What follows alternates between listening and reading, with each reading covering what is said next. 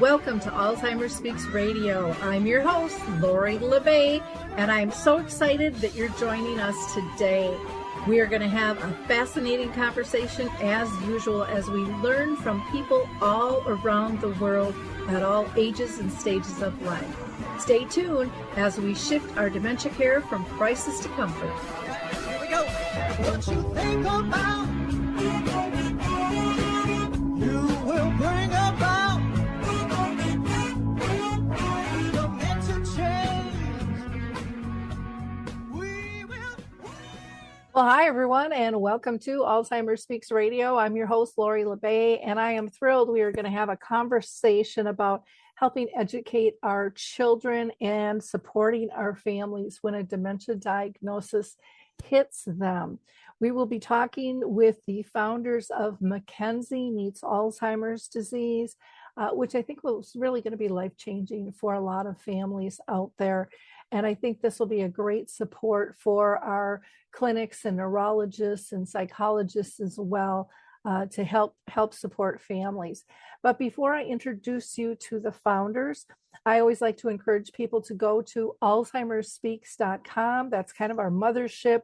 When you go there, you'll find we have one whole section just dedicated to free educational resources, things you can watch, things you can listen, things you can participate in, things you can download. So please go ahead and check that out. Also, I would encourage you while you're on the site to check out our book tab. There you'll find out about Betty the Bald Chicken, Lessons in How to Care, a children's book which really fans all generations and helps us learn to look at how we are feeling and how we are being dealt with and how we deal with ourselves when we don't fit in. There are great illustrations and just wonderful questions in there that can be used on a one-on-one or an individual basis, and they can also be used in a group conversation as well. And then, of course, please visit Dementia Map, our global resource directory, which is growing every day. Not only does it have about 150 different categories you can search in the directory, but there are also events, blog articles, terms that you don't know until you don't know them, as well as the shop that we just launched kind of in a beta that has some basic things that most people are going to be interested in but don't even know exist. So please check out dementiamap.com. So let's go ahead and introduce our guest today. I know you are going to be as excited about this conversation as I am. Well, ladies, I am so excited to have you join us today. I think this whole topic and the product that you guys have designed is just amazing, and I can't wait for you to share it with our audience. But first, I'm going to have each of you introduce yourselves because I think you can do a much better job than I. So, Alder, do you want to go ahead and start? Sure. I'm Alder Allensworth, and professionally, I'm a nurse, but I started my career as a music therapist, then became a licensed counselor in the state of Florida, where I live, and spent most of my career working in gerontology, and spent 12 years working with hospice. So did spend a lot of time working with families who had a family member with Alzheimer's, particularly at end of life. So it's been a topic that professionally has been near and dear to my heart for many years.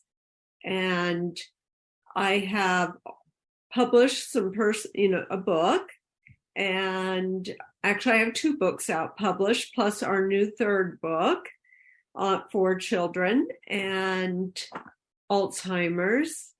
Brenda, how about you? You want to introduce yourself? Sure. I'm Brenda Freed. I have a master's degree in music therapy and music education. I worked in nursing homes in high school and also in college. So my experience with elderly is in those situations, as well as doing a music therapy segment of my internship in a geriatric center. I have 10 albums of mostly recorded music that I have published, and I also have a line of effortless music instruction materials. So for the last 30 years, I've been teaching guitar, piano, and voice and performing as a musician. I pioneered the music therapy program at the University of Iowa Hospitals and Clinics in the 80s, where I worked with chemically dependent patients, adult psych, child psych, and all patients throughout General Hospital, including those with Alzheimer's and children. So my experience is with children on up teaching. I've taught guitar, piano, and voice to people from 4 years old up to 84 years old. Alder and I got together on this project because we've always wanted to do a project together since the 80s when we met as music therapy interns. And this just seemed like a really good fit. Wonderful. Well, I always start out asking everybody if they've been personally touched by dementia in their own family or circle of friends. And so, Alder, can you share with us? Yeah, my mom had Alzheimer's, and it was an 8-year course. My father was the main caregiver, and then I supported him. And as it progressed, I lived in Tampa, Florida, and they lived up outside of Gainesville, Florida. And it got to be where I was going up every weekend to help my dad take care of her. And then I ended up moving them close to me. And at the end of her life, we moved her into our home and took care of her through the end of life, and with my husband and I. And my dad was there too. My dad then later on had some strokes, and he had vascular dementia, and we took care of him through end of life. So that's been my personal experience. Wow, thank you. Brenda, how about you? My personal experience is very recent, and that is that my dad got COVID-induced dementia. He was a very high-functioning 95-year-old man, and he got COVID pre-vaccine while living in assisted living. And it was about a 5.5-week course that just sent him into full dementia. And we lost him. And so that's my most personal experience with it. Okay, great. Thank you. Well, let's talk about Mackenzie Meets Alzheimer's Disease, which, again, to our audience, it's a picture book for children, and it's all about raising awareness to children and their families, getting people comfortable with this journey. So, Alder, you want to tell us how things started? Sure. As I mentioned, my mom had Alzheimer's, and the grandchildren would come and visit every summer. And they started seeing changes in her behavior. And one particular grandchild, she was very close to, Olivia, about 7 years old, when she came to visit, she was drawing these monsters to help her cope with things in life, such as storms. She'd draw a thunder monster, or she'd draw a homework monster. Well, she was sharing these fun monsters with my mom, and the next day the monsters were gone, just disappeared. And Olivia panicked and accused my mom of stealing them. Well, we did find the monsters up in my mother's laundry basket. So and we had to explain to Olivia that she didn't take them on purpose.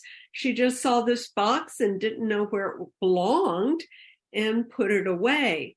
And we had to explain the disease to Olivia and not to take these things personally, and work on kind of repairing that relationship to the best of our ability. I started researching resources to help young children understand Alzheimer's, and very, very few resources out there at the time. This was back in the early 2000s. And the few books that were out really focused on memory loss. And as we know, Alzheimer's is much more than just memory loss. And I thought, with all my training as a therapist, a music therapist, and a nurse, I pulled together some of those tools to help the grandkids. have a wonderful interaction with Mom. And I thought, I've got to put this down on paper. And I wanted to add these resources to the market. And that's about the time that Brenda jumped on board, and we combined our skills and started working on this project. Right. And I too have had a place in my heart for older people by my experience of working in nursing homes. And also, I had 4 two-woman shows that we took to nursing homes and residential care centers, care communities, and performed over a period of 10 years. Then after that, my husband and I have a duo called Him and Her, so we would perform in facilities, care communities as well. So I have had a lot of witness to music waking people up. The staff would come to us and say, oh, wow, that person hasn't responded like that for a long time. And so, I had that interest there. And the project was going to require music and recording skills. And I also had the recording studio in which to do the recording.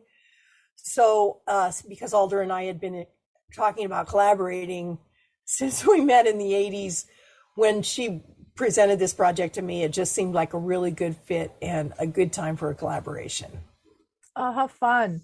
That is fun when you've known somebody that long and then it finally comes together, it just, I can't imagine the spark of energy, It was nice. We had dabbled in other things, but this one was, let's do it. Very cool.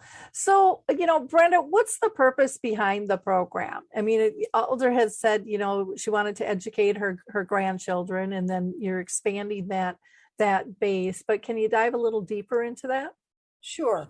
We call the program the Mackenzie Meets Alzheimer's Awareness Program, MMAAP. So it's like a map that equips children and their families with a toolkit of information, tips and activities that will help them, from diagnosis through the severe stage. We show families how to incorporate children into the care and help them understand the loved one who has the disease. And the program is understandable by children, yet informative for adults. It's multicultural, multimedia. It's concise yet comprehensive, which I think is important because caretakers get overwhelmed. Plus, children and many adults now have short attention spans. So our videos are concise, and the program is accessible from anywhere that has the internet. It's all inclusive because we have a version that will help people with hearing impairments. Because it is an audio program, it serves those who are also visually impaired. Wow, that's fantastic. So in terms of cultural diversity, can you talk a little bit more about that? We made the program represent a mixed family so that skin color is reflected. And just, we wanted everybody to be able to look at the videos and see themselves in there somewhere. So that's why we did it that way. Okay. Because Alzheimer's affects everyone. Yeah, no one's excluded. No barriers on that one for sure. And then in terms of multimedia, can you define your types of multimedia that you use? We're using the music and video. Then in our picture book, we have left spare pages in the end for art because we've done I can't think of the word. A pilot. Thank you. Pilot. Cool. Mm-hmm. And learned that children love to draw their own monsters because the story is centered around Mackenzie drawing monsters from the real life story that Alder just told. Okay, wonderful. And Alder, why do you feel that this is such an important venue that you've, opened the doors to?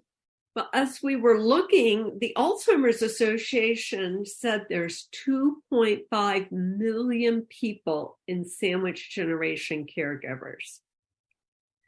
And a lot of those sandwich generation caregivers, and a sandwich generation caregiver is someone who is caring for a person with Alzheimer's or dementia, an elder person, and caring for children at the same time. I had a beautiful example. I do a lot of home care nursing now, and I was in a home where there was a single mom who was caring for her father who had dementia, and a family friend was being said that the family friend could not go back home, who had been in the hospital, because that person had dementia. So she brought that person into her own home. So she has 2 people with dementia, single mom, and 2 children. And she was handling it so beautifully. It was so fun to watch the kids and the elders playing together and doing things together and working with them on continuing to maintain a home with that intergenerational relationship.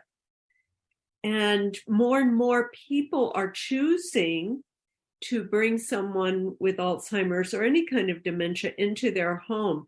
Healthcare, nursing homes, facilities, memory care, it's incredibly expensive, and not everyone can afford it.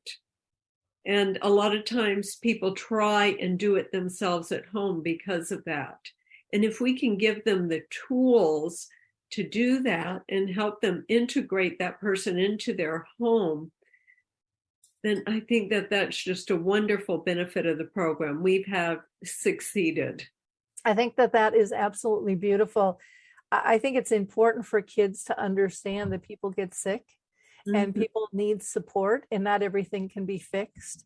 And I think it's absolutely critical that they are allowed the creativity and the ability to engage. They are such bright lights, and they don't see a lot of the deficits that we see. They don't see the loss. They still see someone to play with, and they're very adaptive in their thinking of, how do we make that work? How do we still get to play?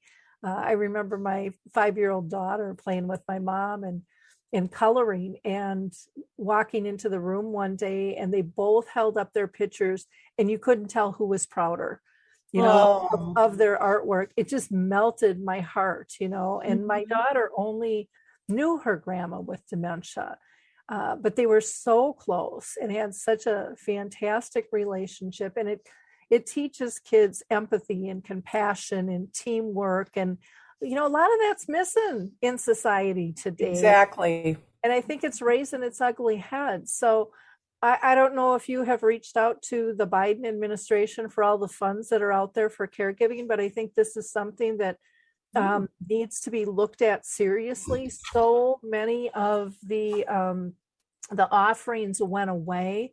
There's not very much respite or adult day anymore. Training has cut back significantly in many fashions. And something like this could be great for all families, if they're living with dementia or not, just exactly be educated on it, because it's applicable to all different types of situations that families run across. And it pulls us together on an intergenerational basis. And I just think that is so vitally important. Instead of us, we've gotten all boxed in by labels, the millennials, the Gen Xers, what the old and crusties, whatever they want to call us, it's just like, where it's, I only want to be with my people. And it's like, we are all everybody's people. We are so much better as a community working together. I think that is so very well said. Thank you. Very well said, Lori. Well, it's like I said, I think it's a critical aspect. I think, schools need to teach more of this stuff because the schools have gotten so divisive and so much bullying, and there's not compassion. There's not help. It's putting somebody down to lift yourself up these days. And that's not cutting it big picture wise, I don't think at all.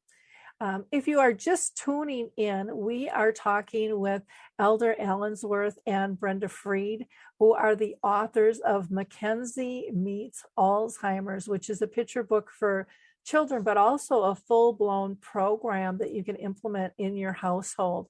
And next, we're going to be learning more about some of the components of that. But, like I said, if you just start tuning in, you're going to want to rewind and kind of hear the setup, and you're going to feel their hearts and souls of why this is such a passion project and why it's so important. And not only for them, but for you and your neighbors and your family members as well. You can visit their website, MackenzieMeetsAlzheimers.com. They're also on Facebook, Instagram, Twitter, and of course you can email them at MackenzieMeetsAlzheimers@gmail.com. So let's continue here. Brenda, let's talk about some of these components, including your new children's book. I'm really excited to hear in more detail what you have to offer. Okay. First, I want to talk about the video series. And just for your listeners, so they know, we spell Mackenzie, Mackenzie. So the Mackenzie Meets Alzheimer's Disease educational video series consists of 5 videos. What is Alzheimer's disease? Mild stage Alzheimer's disease, moderate stage Alzheimer's disease, severe stage Alzheimer's disease, and coping with Alzheimer's disease for the responsible adult with children. The first 4 that I mentioned, the what is Alzheimer's, mild, moderate, and severe stage videos, are all intended to help children understand what the disease is, what the behaviors are in each stage, and what activities can be done to help create positive memories with that person. We want to encourage families to interact with each other and understand each other, and then do fun things together to create positive memories during a really difficult time sometimes. So the what is Alzheimer's disease is only like 6.5 minutes long. The mild stage Alzheimer's disease is about 9.5 minutes long. The moderate stage, which is the longest stage of the disease, is 11 minutes. And the severe stage is 7 minutes. I think the times of the videos are important to mention because when we talk about, using our program, it's not a big, huge time commitment. The videos are very comprehensive yet concise. So one can watch one of these videos and gain a lot. And they're informative for adults as well as being meaningful to children. The Coping with Alzheimer's Disease for the Responsible Adult video is the longer video. It's like 26 minutes. It's meant for adults. It goes through many things, almost everything that's in the other 4 videos. And we would like parents or responsible adults to watch this video first, because then they get an overview. And also in that video, we talk specifically about how to incorporate children into the care of the person with Alzheimer's, how to set up the environment. And so it's meant for the adults to know what to do with their children. And so that's the video series. Then we have the Mackenzie Meets Alzheimer's Disease story song. The song was one of the first things that we did. We wrote this song that describes the relationship of Mackenzie with her grandmother, and they have all these fun things they like to do, and they're described in the song. Then she learns, but now Gran has Alzheimer's, and Dad says that to expect, one thing or another, like she might not remember me, or she might get angry, or she might put things in strange places. She might leave the stove on. We think of this story song as the perfect introduction to Alzheimer's disease for children. We had the song animated, so it's like watching a 6-minute cartoon for young children. And again, it really is the perfect introduction. Then we came up with the idea of, well, what about hearing impaired? We want them to be able to enjoy it as well. So we created a lyric video for the animated video. So it's good for early readers and hearing impaired. We then created our last creation is the Mackenzie Meets Alzheimer's Disease picture book. The picture book uses the lyrics for the song as the text and comes with a download link to download the story song. So families can read the book, they can listen to the song and go through the book. They might want to sing the song as they go through the book. It just gives a lot of different options to keep children interested in the book. Then we recently have added the option for the curious adult that I'll let Alder talk about. Okay, I'm just going to comment on this first. When I think of the song, I think, oh, maybe it'll be the next Barney song, with the, and how kids, they just pick it up and they go with it. They understand the words, they sometimes and sometimes not in terms of what it means, but the lyric and the flow, and over time, even if they don't understand the full meaning initially, it catches on with what that is, and it's just uplifting and educational at the same time, which is very cool. The video series I really like. Now, is that a DVD or is that a downloadable for the videos? It's available on our website, and it's through Kajabi. So when the person buys the program, yes, the videos are downloadable. Okay. There is the picture book is the only actual physical thing we have in the program, except I forgot to mention we have the quick reference guide. So when one buys the program, they are have the option to download this quick reference guide, which is basically an outline of what's in all the videos. And we did that because, let's say a person's going to go visit Gran and she's in the moderate stage. We wanted people to be able to have the main information at their fingertips. So it does come with this quick reference guide. And the videos are digital. It's a digital program, except for the picture book. And once one gets the program, the download of the quick reference guide. Okay, great. Alder, how do you see families using the program and the book overall?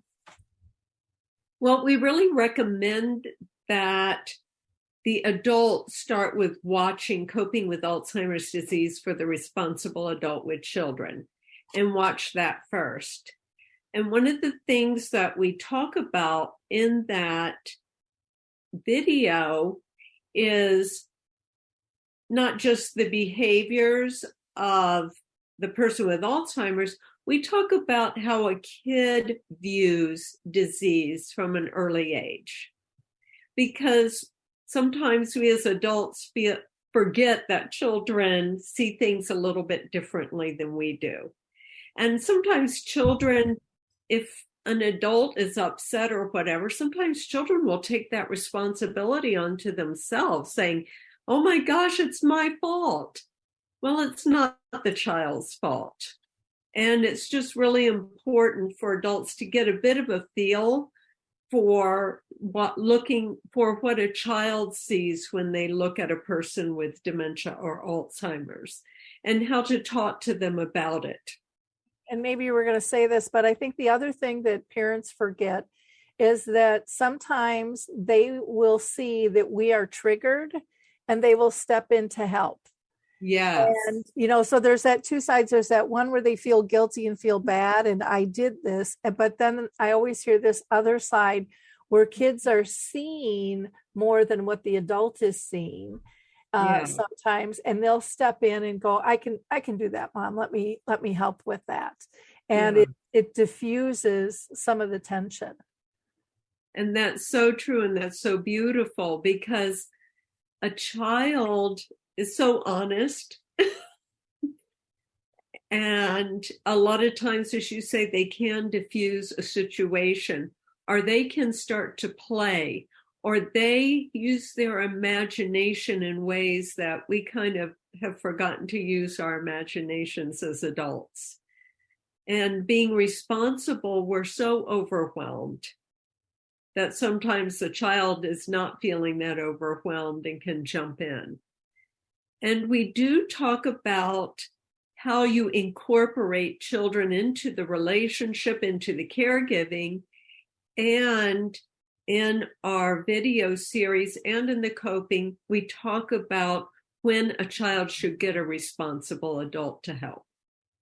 Because there's definitely times that, like if the person needs to go to the bathroom or if they've had a period of incontinence, a child doesn't need to be part of that. Or if the person with Alzheimer's is trying to get out of the house and go wander, and here's this grandparent authority figure that this child is used to telling them to open the door. Mm-hmm. And they would normally obey that person. So you have to educate the child. If grandchild asks you to open the door and let them out, please don't do that. Come and get me. So it's such a safety issue. The same thing with wandering and getting lost. A child really shouldn't go on a car drive or that type of thing with somebody with Alzheimer's or dementia. So giving a child some of those safety guidelines of when to come and get you as a responsible adult for help is really important.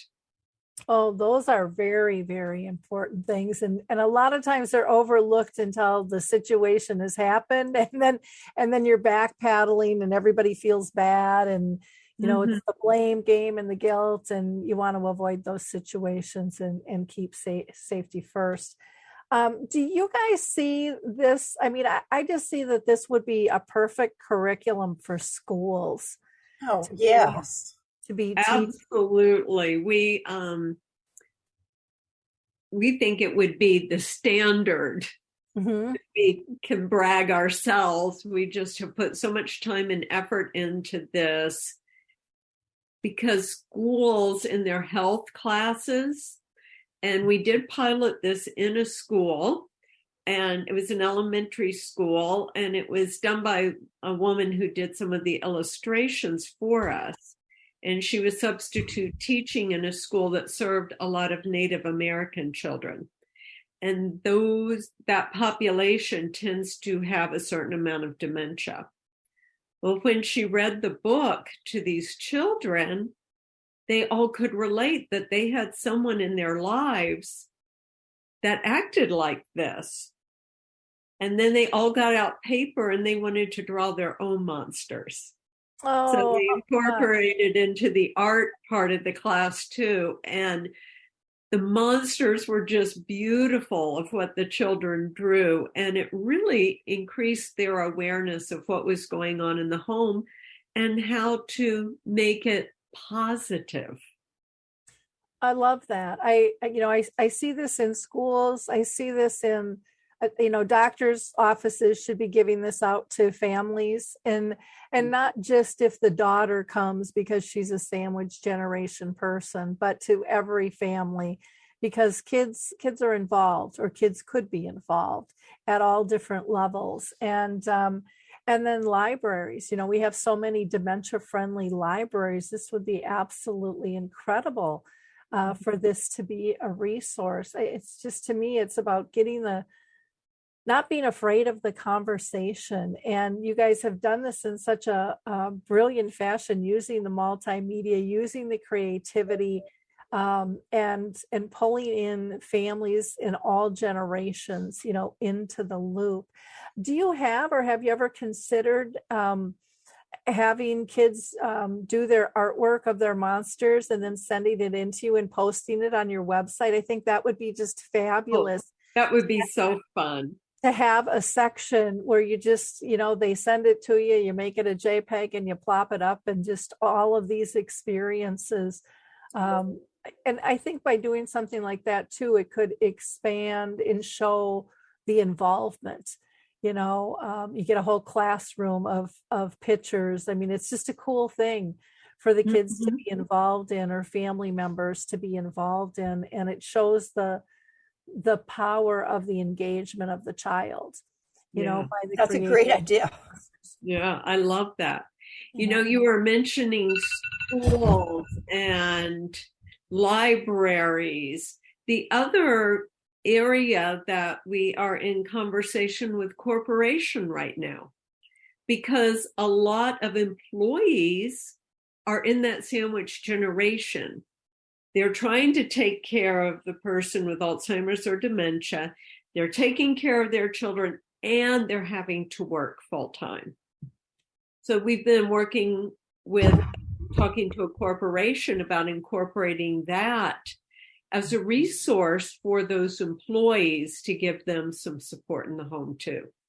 Oh, that would be fantastic. I know I've done some education for more junior high and senior high, but I love starting out, earlier on, with this journey. But I think the kids need support throughout school. What I found with the older kids is they really wanted a support group. They didn't, they're like, there's a support group for this and there's a support group for that, but there's not one for this because no one's talking about it. And typically in just about every class that I would teach, I would say 3/4 of the students were dealing with this. And, Wow. and many of them gave up sports or other activities because they had to be home to, Wow. if it was watch an aunt or an uncle or a parent or a neighbor, but they had that responsible designated time. And that was shocking to me that there were that many kids caring, and not everybody was dementia specific, but there's so many overlaps in terms of care and structure and how you manage life. And I also really liked when you were talking about being able to talk to the kids about the structure of the family, and how that changes, because so often they feel the hierarchy and the structure of the family has changed, and they think they did something wrong, that they're not a priority anymore. And parents are working so hard at having their kids think that they're still a priority, but they feel the tension. They feel that their parents are overworked and exhausted and maybe a little more snappy than they used to be, and not quite as much time as they used to have for them. They feel all that stuff. They see all that stuff. And so being able to talk about that and pulling them into the equation, I think helps fill some of that gap too, where instead of them just feeling like an outsider, now they're part of the team. And, to me, I mean, I'm 64. I grew up, family was a team. You worked at things together. And yet when it came to illness, a lot of times, that's not for you to worry about. And by telling kids that they're, I know we're trying to protect them, but I think we're really doing a disjustice by telling them that they can't be part, because like you said, they see things we don't see. They have different approaches. And even when they come in to help, maybe it's a redirection that the kids do because they're just going to go play, let's just go play. And sometimes as adults, we're not good at redirecting, or we get tired of reminiscing. And kids can bring out a whole another piece to that. So I think that's absolutely beautiful. Our program is designed with the younger children in mind. And we feel like we can even reach toddlers. Toddlers absolutely. Know what's going on. And in our book, toddlers can go through this and sit with their loved one and look at the pictures, or their loved one can read it, and who has dementia, and they can work on reading it together. So it's almost like they're doing their homework at the same time. Not that toddler, but a lot of little ones start learning to read early. Yep. And just to mention, if you do buy our book, you get a free download of the song. And we have a 50% coupon off of the whole program in the book. Oh, fantastic. That's available. And it's just so many different activities they could do with the book. Singing, along with the song, looking at the words, listening to it. So with the song and with the book, it's just can occupy them for quite a while. And that wonderful, responsible adult can go take a breather. Yep, Right. exactly. And Maybe draw just pictures in the end. Yes. No, it's just it's a great way to open up the conversation about a disease. Yeah. For sure. Well, and it opens up a conversation about a disease, but to me, it's even more important. It's opening up the conversation about relationships and how we care for one another. And I think so often we are so focused on the disease that we forget about the relationships. And I mean, the relationships are the things that keep us moving. It keeps us active. It makes us feel purposeful, like we belong. They make us feel safe, or they can make us feel really uncomfortable. And so having these conversations to make everyone comfortable and safe. And again, it's not going to work all the time because dementia is kind of a trial and error and there's a lot of moving parts there, but it also teaches us spontaneity. It teaches us creativity. It teaches us multiple ways to communicate. Everything isn't just words. And I think as adults, sometimes, as silly as it sounds, we focus on the words and we forget about all the nonverbals. And yet the nonverbals are 3/4 of our communication. And so, teaching that to our children and allowing the person with dementia to participate, because they're still pretty much in whatever stage they're in, they still can read our nonverbals. They just can't always respond. And we forget about that too. So I think that relationship piece is so critically important, what you're teaching. One of the things we talk about in the middle stage video is the child can be a sleuth. So when their grandparent or their loved one, whatever that relationship is maybe repeating the same thing over and over again or asking the same question over and over again, maybe they can figure out what they're really asking or what they're really needing. Because sometimes the child can use their imagination and really hit the nail on the head.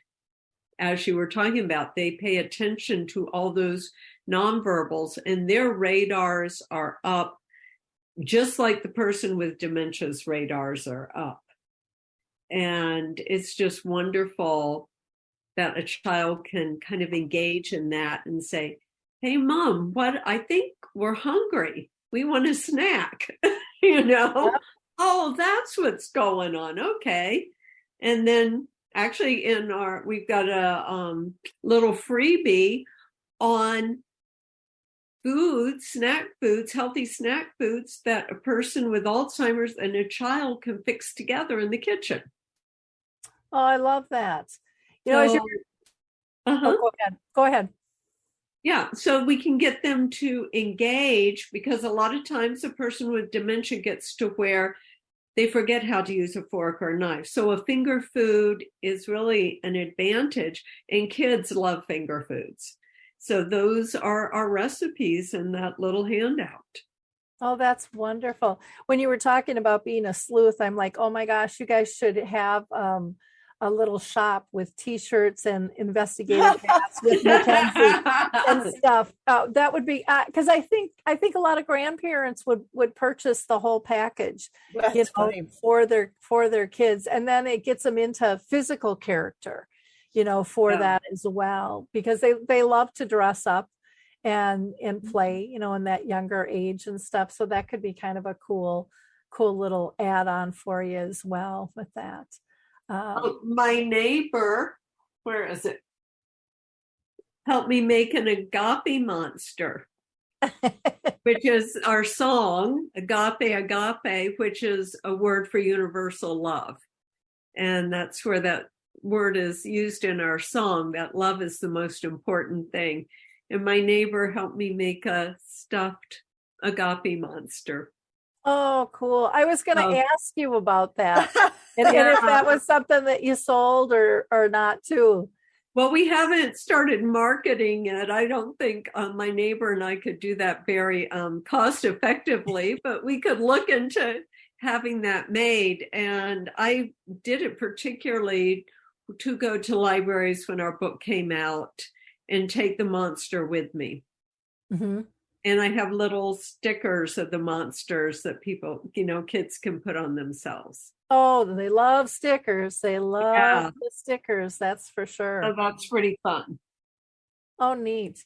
The other thing I was just thinking of, I was thinking, of the doctor's offices, and I was thinking for like the neurologists and stuff, but it would be really cool for the pediatricians to have, to know that this is available, for families as well. Yeah. Great. That might be possibilities are endless. They really are. They really are. Well, let's talk about the new program that you've got for the curious adults. Brenda, do you want to talk about that? We just put this package together like yesterday. And what it is a person can get the program without having to buy the responsible adult video, the 26-minute one. So, for a lesser cost, they can just buy the educational videos if they're, interested in their own brain health. It will help them, know what the signs are and maybe increase their own awareness or the awareness of a friend. So that is why we just created that option and called it for the curious adult. The person who's, interested in knowing more about their own brain health. Okay.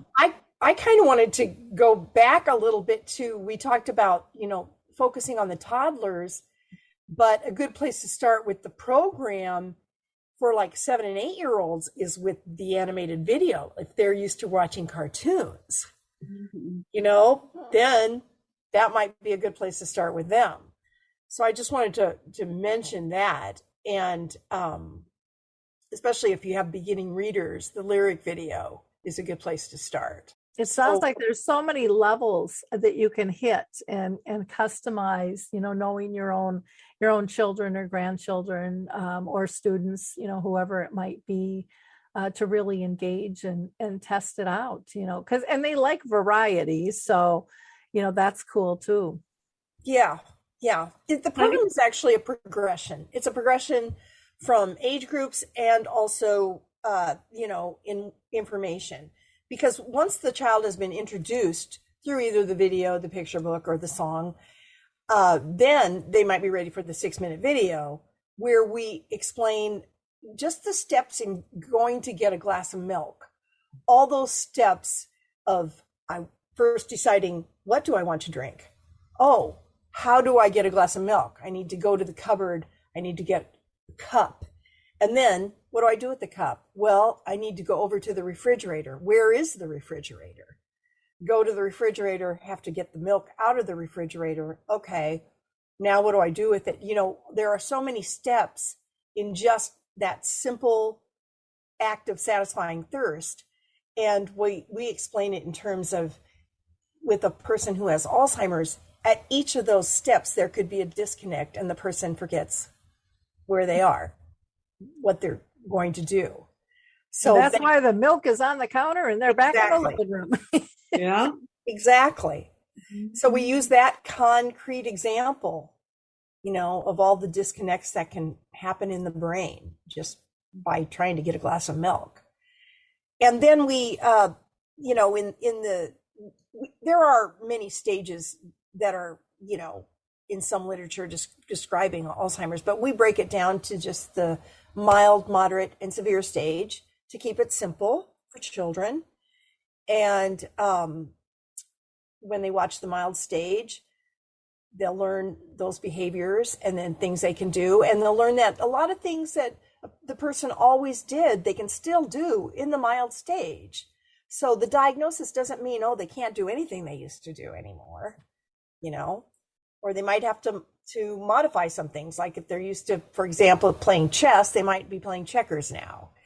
And then the moderate stage video, we encourage people in the mild stage video, we encourage people to watch the What is Alzheimer's video first, because they build on each other. When the person is in the moderate stage, when they watch the moderate stage, we encourage people to go back and watch the What is Alzheimer's and the mild stage Alzheimer's disease video. It's not mandatory, but we encourage them to get the whole scope of the disease.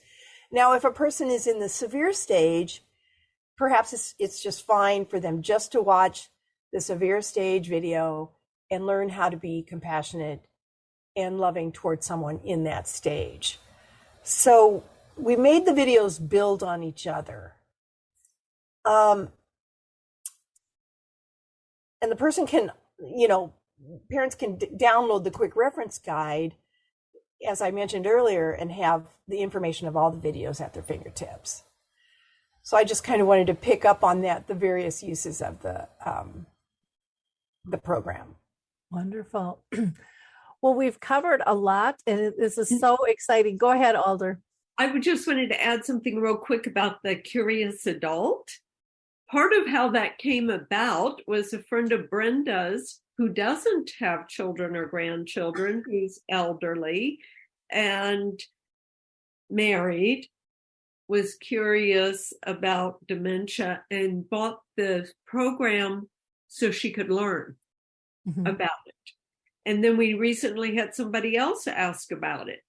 So that was why we decided we needed to do this, because there's a lot of adults out there that want to know and learn, and we just really break it down into pretty simple steps that people can digest. Okay.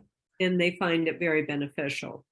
Oh, definitely. And there's so many people that are curious, because this is becoming a more common conversation, and people want to know, more than what they once did on this.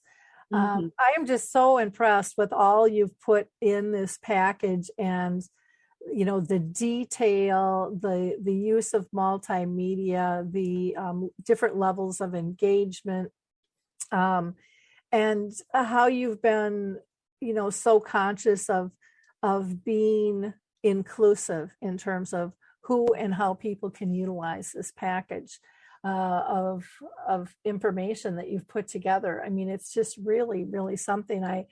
I just wish you the most success in the world. Is there anything that we haven't covered so far, Brenda, that you'd like to add? I just want to add that, the possibilities really are endless, and we do see it as being a standard in schools, scouts, community groups, health curriculums. We think that the quick reference guide could be used by scout leaders, teachers, as a guide for the program. And then also in care communities, we would love to have our program on their portal. So a family comes in to visit their loved one, and maybe they're newly diagnosed. They can sit down and watch the 6-minute What is Alzheimer's video.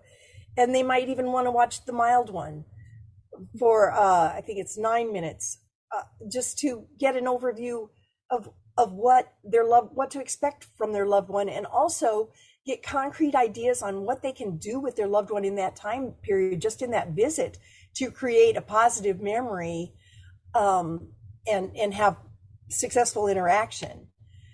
So we really want the program to get to those families who are caring for loved ones in their home. And the program talks about how to prepare your home to have the loved one in it, and to provide care there. And also just incorporating information from the program, it improves the overall quality of life and creates more joy and positive memories for everyone in the family, including the person who has the disease, dementia, any type of dementia or Alzheimer's. Okay, great. Alder, anything else you want to add? Yeah, I just want to say thank you for all of your support in this process, and for the opportunities that you've given us. And we are on your Dementia Map website, and there is a 25% off coupon if people want to go to Dementia Map. to purchase the program, they can purchase it for 25% off on Dementia Map, which just has so many fantastic resources for people going through Alzheimer's, dementia, and their families. I echo that gratitude. Thank you so much. Well, I thought of another group you guys should hit up, the Girl Scouts and Boy Scouts. You should get a Mackenzie badge for that. Oh, that's a great. Yeah, because a lot of them, I have granddaughters now that are in Girl Scouts and Brownies, and I think Bluebirds are still out there and things. But I've had a lot of kids in Scouts do projects regarding this. One Boy Scout did a freshwater fish tank. He raised $10,000 and he built it with a master carpenter who was living in an assisted living. And then he worked with a mentor who owned a freshwater fish store. And then he gave the tank away to a community and stuff. So there's some really, I had a Girl Scout who, she was not touched by dementia, but her friend was. And so they made up a kind of a remembrance book. So of questions where they could go in and gather legacy and things like that. So I think there's interest there. And I've had many people reach out to me too, just students of all ages doing this for a project in school. So I think that could help boost things there. So letting even counselors know in the school systems as well. The tricky thing is how to make it available, to a scout, like would the scout master, I mean, this probably isn't going to be part of your interview, but, would the scout master buy the program and then show it to all the people? How does that work? That's what we're trying to work out. Like with the care communities, we were thinking of a fixed figure. So those are the details of how to work that out to get it to the groups. The details are tricky. Well, and you never know. Maybe some of the businesses you're talking with will go ahead and sponsor something like that. That would be good PR for them. Now that's a great idea. So it's just kind of endless. Or I think of even banks might be interested in this because they run into these situations all the time, or elder law attorneys would be other ones, financial planners. This could be a nice gift that they give their clients.